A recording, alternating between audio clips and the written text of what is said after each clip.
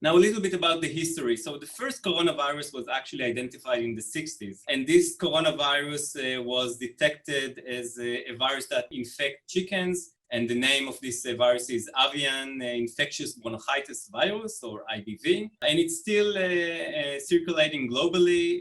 It is considered as an agriculture problem. And you may have heard in the news, there is a research institute here in Israel who developed a vaccine against this particular virus. The institute is called Migal, and now they're trying to convert their vaccination approach to combat the human virus. Also, for quite some time, we know about other coronaviruses that infect humans. Here you can see an example of two of them. There are additional ones, and they typically cause common cold symptoms. Sometimes pneumonia, but no more than that, so they're not lethal, and are also globally distributed.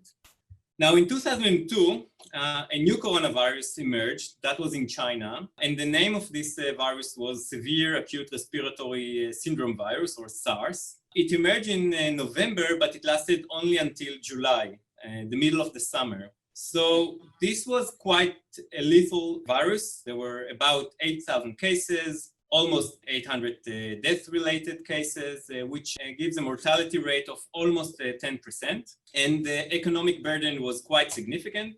And you can see it here. It was estimated to be around $50 billion. Of course, we estimate the current situation to be much more costly. So that was the first emergence of a really deadly coronavirus. And then there was another one in 2012 in Saudi Arabia. This virus is known as the Middle East Respiratory Syndrome virus, or MERS. So far, it's caused 2,500 cases, and the lethality rate is actually quite high. We're talking about 34%.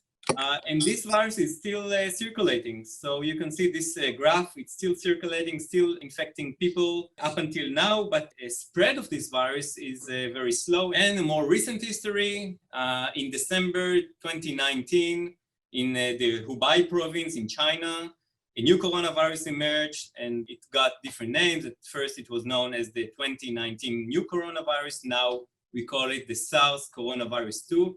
And we call it like that because it's really similar to the previous SARS coronavirus that emerged in the early 2000s. And this is probably the way we picture this global pandemic, many people wearing masks and fearing the virus and trying to not get infected.